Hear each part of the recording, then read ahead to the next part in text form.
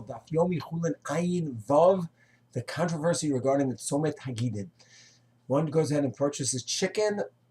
Depending on the Hashgacha, you'll see a lot of different levels of bedikot, of checkings that go on the chicken. Some the skin is totally ripped off by the legs, and some not so much, or some not at all. Rabbanut, Mahadrin, the badatzes, different levels.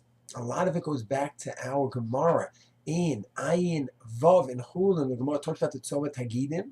Literally, Tzomet is a junction. Tzomet on the road, is many roads connect with each other. It's a junction. Hagidim are the sinews. So we have a junction of many sinews together in the chicken or in the animal. So the Gemara talks about what if they are broken? What if they're removed? What's the status? And if one goes through Siman Nun Vav in Yoredeya, they'll notice there's a lot of variables involved. And the Gemara, the Shulchan Aruch discusses what exactly nullifies a chicken or a meat animal for problematic sinners. What's defined as a problematic sinner? Which part of the gidim are problematic? Do we know how to check them well anymore or not? When do we assume it's a treifa? When do we assume it's not a treifa?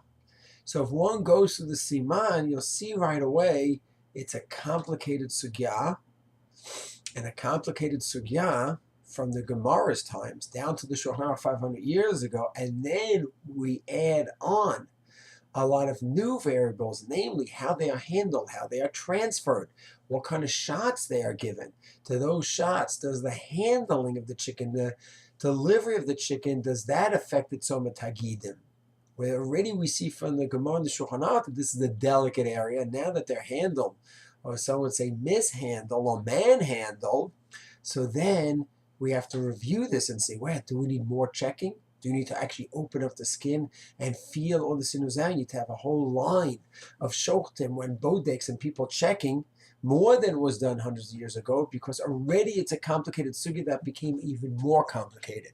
So what should a person do? The Badats and the Reubens and the Ran. That's everyone has to talk to their rabbi about, but just to give people an understanding from our Gemara and the Shulchan Aruch involved, it's a complex and a delicate sugya, which obviously going to result in a lot of different shitot, how to deal with it today. Shalom.